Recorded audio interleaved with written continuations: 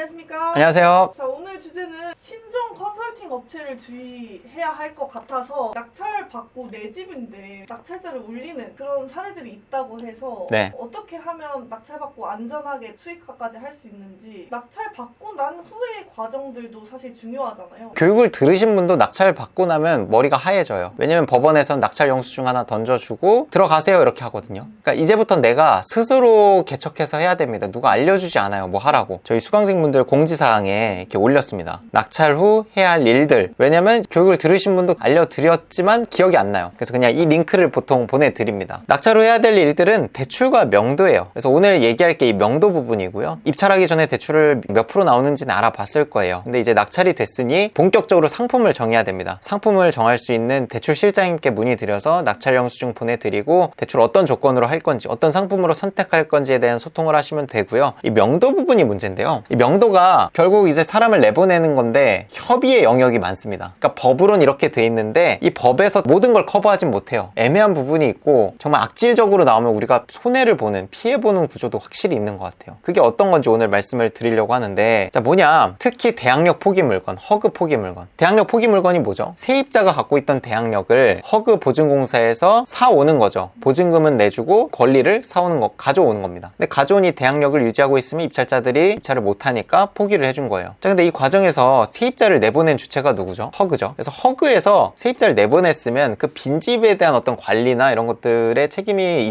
있다고 저는 생각을 해요. 근데 이제 인력이 부족하다는 이유로 그 수많은 허그 포기 물건 또는 허그에서 갖고 있는 공실인 집에 대한 관리를 하지 않습니다. 손을 놓고 있어요. 심지어 비밀번호를 나중에 받아도 틀린 경우가 정말 많이 있습니다. 그 정도로 관리를 안 하는데, 그러다 보니 빈집인 걸 알고 제3자 또는 채무자가 빈집인 걸 인지하고 그 공실인 사이에 단기 임대라든지 컨설팅을 껴서 깔세로 단기로 이제 세입자를 맞추는 거죠. 근데 이 단기로 들어오시는 분들이 이 집은 경매 넘어간 집인 걸 알고 들어오셨으면 다행이에요. 근데 정말 악질적으로 하는 데는요, 낙찰자한테까지 돈을 뜯어내려고 이 집을 강제 개문하는 거를 노려서 그거를 법적 책임을 묻기도 합니다. 소송을 하고 신고를 해요. 문을 따고 들어오면. 저는 원칙은 항상 설명드리거든요. 공실인 집이어도 강제 집행을 하는 게 FM입니다. 근데 강제 집행하면 비용이랑 시간이 너무 많이 들어요. 너무 많이 들죠. 그러다 보니 이제 편법을 쓰는 건데, 그 편법을 쓰는 걸 컨설팅하는, 깔세를 맞추는 이 나쁜 기관들이 알고 그걸 노려서 돈을 또 뜯어내는 거예요. 이거 우리랑 합의 안 하면 법으로 걸고 넘어질 거야. 이렇게 나오는 겁니다. 제가 잔금 납부를 하고 안에 공실인 거 알고 있고 임차 내역이 없으니까 이제 내 집이잖아요. 잔금 납부를 했으니 띵동이도 안 나오고 해서 만약에 문을 땄어. 그래도 불법인가요?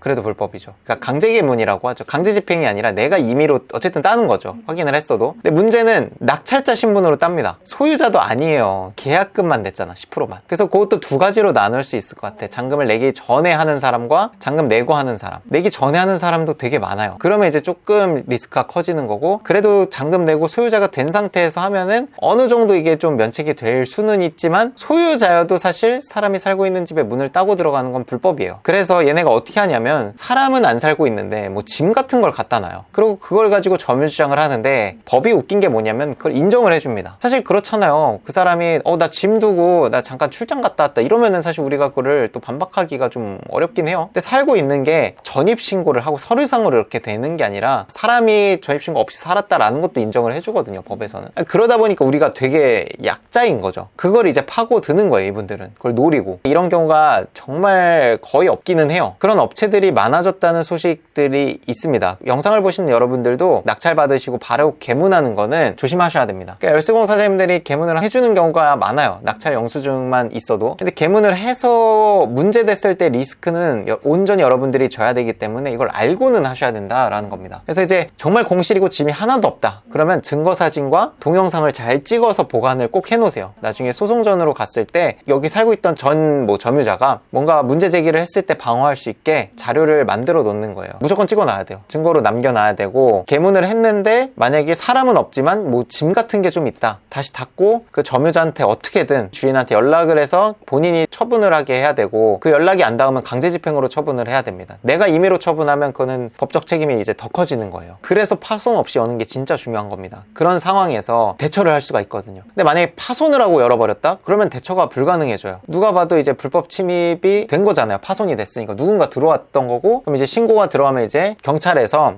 누가 침입을 했는지 그거를 조사를 하면 내가 이제 잡혀갈 수도 있는 거죠. 거죠. 조심하셔야 됩니다. 점유자가 연락이 안 될 경우에 어떻게 절차를 밟으면 되는 건가요? 점유자가 연락이 안 된다라고 하면은 강제 집행을 가야죠. 그 아예 연락이 안 됐을 때 선택지는 두 가지예요. 가장 안전한 건 강제 집행이고, 시간과 돈이 아껴지면 리스크가 있는 거고요. 시간과 돈을 들여서 내가 안전하게 하겠다면 안전성은 100%가 되는 겁니다. 법의 힘을 빌려서 그걸 이전을 받는 게 원칙이에요. 이런 사례들이 사실 100개 중에 1개도 안 되거든요. 100개 중에 99개는 아무 문제 없고 그런 컨설팅 업체가 악질적으로 하지 않는데 그거를 강제 집행을 다 기다려야 되냐, 100개의 물건을. 그렇진 않다고 생각을 해요. 이 말씀을 드리지만 문제없는 99개의 물건은 문제만 없다고 하면은 한 3달, 4달은 아끼는 거거든요. 돈은 수백만 원을 아끼는 거고. 그러니까 저라도 사실 리스크가 있더라도 그렇게 할 것 같기는 한데, 안전하게 하려면 강제 집행으로 하는 게 맞고, 두 번째 방법이 이제 연락이 안 되니 개문을 해서 내부를 보고 짐이 있는지 없는지 확인을 해서 없다면 내가 그거를 정리를 해서 증거로 남겨놓고 내부를 깨끗하게 인테리어를 해서 이제 매도를 하는 거죠. 공실임을 확인할 수 있는 여러 가지 조사 방법들도 있지 않나요?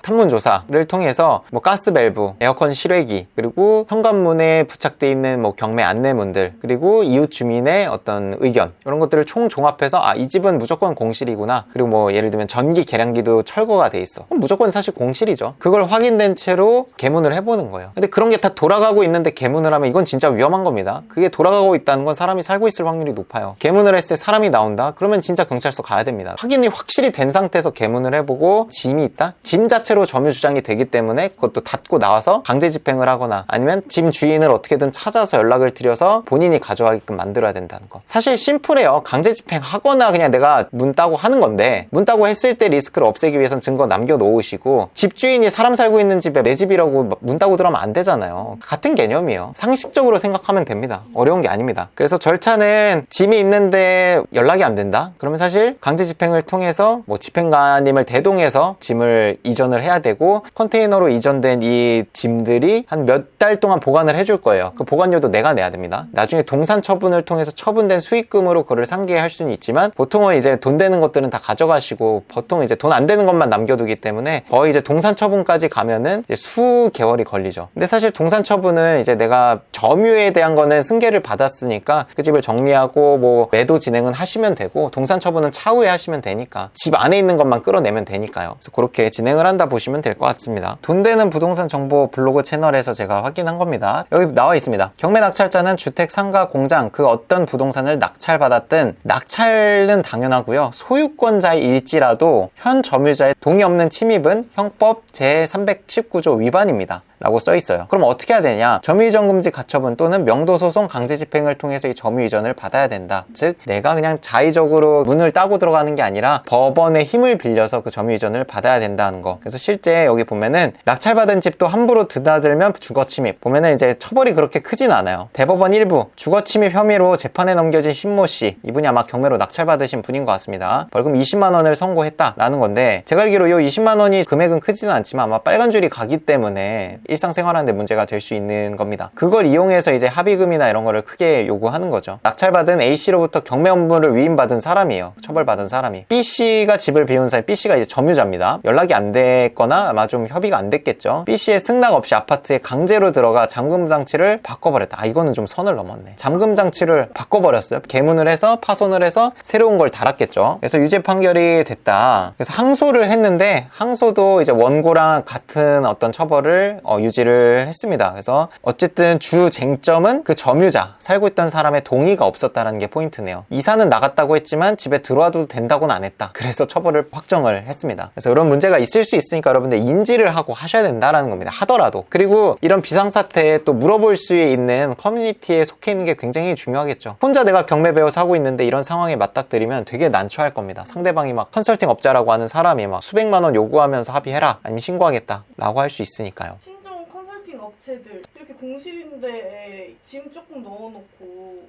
협박하는 분들이 좀 생기는 것 같아서, 또 이런 이슈가 있을 때 저희가 공유를 드리고 있습니다. 네. 카톡방 한번 소개해 주시죠. 졸업생 방에 또 법무사님이 또 계시기 때문에 이런 문제가 됐을 때 법적으로 어떻게 우리가 유리하게 가져갈 수 있는지, 그 상대방한테 반박할 수 있는지에 대해 답을 드리고 있고요. 이제 법무사님은 안 계시지만 이제 무료방에서도 이런 이슈들을 저희가 공유를 최대한 해드리려고 합니다. 그래서 우리 무료방에서는 2480분 정도 함께하고 계시고요. 있고요. 여기서는 이제 매일 신문기사, 그리고 낙찰 사례, 매도 사례를 매일같이 올려드리고 있고, 둘째 주, 넷째 주 화요일 저녁 9시에 제가 무료 특강도 진행을 합니다. 그래서 특강이 없는 첫째 주, 셋째 주 화요일도 저희가 강사분들이 무료로 강의할 수 있게 좀 자리를 마련하고 있으니까 들어와서 계속 기다려주시면 좋겠고요. 그리고 다음 기수 41기, 42기가 내년이네요. 벌써 올해는 끝났고 이제 내년 둘째 주, 1월 둘째 주에 저희가 개강을 합니다. 목요일 10시, 토요일 오후 1시 이렇게 3시간 동안 진행을 하고요. 저희 18가지 혜택 이렇게 준비가 돼 있습니다. 저랑 평생 이메일로 상담받을 수 있고요. 명도, 세무, 입찰, 대출 상담사님 연결해드리면서 여기서 소화가 다 안 된 대출이 안 나오시는 분들은 이제 P2P 재경사 대출까지 받을 수 있게 저희가 17번에 준비를 했고요. 그리고 빌라는 매매를 전문으로 하시는 분들한테 맡겨야 됩니다. 계속 그 연락망들을 구축하고 있고요. 저랑 임장 가능한 물건을 추천해 드립니다. 입찰가 범위까지 정해 드리니까 그 안에서 여러분들께서 입찰을 하시면 되겠고요. 그 외에도 뭐 인테리어 업체 연결, 이번에도 제가 부산 아파트 인테리어 해봤는데 너무 훌륭하게 잘 해주셨더라고요. 너무 만족을 하고 있습니다. 저희 리치스쿨에서 하는 대부분의 강의들의 우선권